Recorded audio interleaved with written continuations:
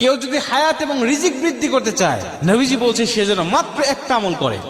এই একটা আমল করার কারণে আল্লাহ পাক তার রিজিকের মধ্যেও বরকত দিবে, সম্পদের মধ্যে বরকত দিবে, হায়াতের মধ্যেও আল্লাহ পাক তাকে বরকত দিবে। বুখারীর বর্ণনায় হযরত আবু হুরায়রা রাদিয়াল্লাহু তাআলা হাদিসটা বর্ণনা করেছেন। তিনি বলছেন নবীজি বলেছেন যদি কোনো ব্যক্তি সম্পদ আর হায়াত বৃদ্ধি করতে চায়, আমরা তো অনেকে বলতে পারি হাদিসটা শুনে যে হুজুর আল্লাহ তো হায়াত এবং রিজিক নির্ধারিত করেছে, তাহলে এটা বৃদ্ধি হয় কেমন করে?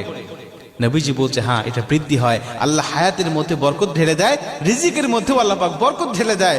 ওই রিজিকের মধ্যে বরকত দেওয়ার কারণে আল্লাহ পাক তার সম্পদ অনেক অনেক গুণে বৃদ্ধি করে দেয়। একটা উদাহরণ দিলে আপনারা খুব ভালো বুঝবেন।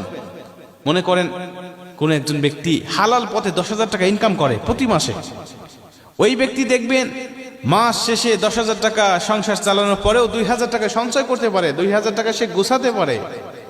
কিন্তু একজন ব্যক্তি সে 50,000 টাকা অবৈধ পথে ইনকাম করে, মাস শেষে দেখবেন 50,000 তো খরচ হয়েছে, আরো 20,000 টাকা তাকে ঋণ করতে হয়েছে। কেন?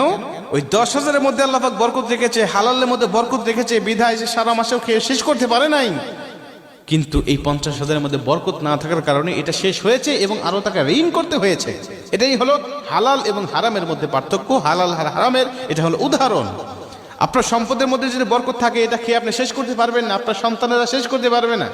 বরকত না থাকলে আপনাকে শেষ বয়সে ভিক্ষা করা লাগতে পারে। হায়াতের মধ্যে যদি বরকত থাকে, এই অল্প হায়াতের মাধ্যমে আপনি আল্লাহকে সন্তুষ্ট করতে পারবেন, এমন কিছু করতে পারবেন যেটার জন্য আপনি জান্নাতে যাওয়ার উপযুক্ত হয়ে গিয়েছেন। কিন্তু হায়াতের মধ্যে বরকত নাই, তাহলে দেখবেন যে এটা আপনি অল্প সময় দুনিয়াতে ছিলেন, কিন্তু যেটুকু সময় ছিলেন এটুকু সময় আল্লাহ পাকের অসন্তুষ্টি নিয়ে আপনি বিচরণ করেছেন। আপনি এমন কিছু করে গিয়েছেন এই হায়াতের জিন্দেগিতে আপনার জন্য জাহান্নাম ওয়াজিব হয়ে গিয়েছে। মুসলমান ভাইরা আমার, এই জন্য নবীজি বলছেন শুধুমাত্র একটা আমল করবে, সেটা হলো ফাল ইয়াসিল রেহমা। তোমার আত্মীয় সম্পর্ক তুমি ছিন্ন করবে না, আত্মীয়তার সম্পর্ক সর্বসময় রক্ষা করার চেষ্টা করবে। আত্মীয়তার সম্পর্ক রক্ষা করা কাকে বলে? আমার বোন আমার সাথে সম্পর্ক রেখেছে, আমিও তার সাথে সম্পর্ক রেখেছি, এটাকে আত্মীয়তার সম্পর্ক রক্ষা করা বলে না। আত্মীয়তার সম্পর্ক রক্ষা করা ওটাকে বলা হয় আমার বোন আমার সাথে সম্পর্ক রাখতে চায় নাই, আমি আমার বোনের সাথে সম্পর্ক রাখার জন্য আপ্রাণ চেষ্টা করেছি এবং সম্পর্কটাকে আমি টিকিয়ে রেখেছি, এই সম্পর্কটাকে আমি রক্ষা করেছি। নবীজি বলছে এটাকেই সম্পর্ক রক্ষা করা বলা হয়। আর যেই ব্যক্তি আত্মীয়তার সম্পর্ক রক্ষা করে, আমি নবী ওই ব্যক্তিকে নিয়ে একই জান্নাতের মধ্যে থাকব। ওই ব্যক্তিকে নিয়ে আমি নবী একই জান্নাতের মধ্যে থাকব।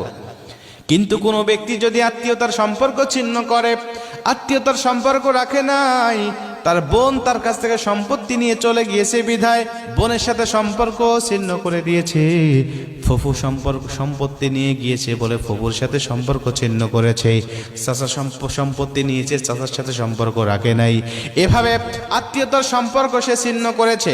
নবীজি বলছে যেই ব্যক্তি কারণে অকারণে আত্মীয়তার সম্পর্ক ছিন্ন করতে পারে, লা ইয়াদখুলুল জান্নাহ, আমি নবীজি বলছি ওই ব্যক্তি কখনো জান্নাতে প্রবেশ করতে পারবে না, জান্নাতেই সে প্রবেশ করবে না।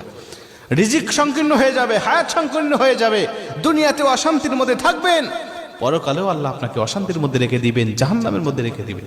এজন্য হায়াত এবং রিজিক সম্পদ বৃদ্ধি করতে চাইলে আত্মীয়তার সম্পর্ক রক্ষা করার কোনো বিকল্প নাই। আত্মীয়তার সম্পর্ক আমাদেরকে রক্ষা করতে হবে। আল্লাহ হায়াতের মধ্যেও বরকত দিবে, রিজিকের মধ্যেও বরকত দিবে। হযরত আবু হুরায়রা রাদিয়াল্লাহু তাআলা হাদিসটা বর্ণনা করেছেন।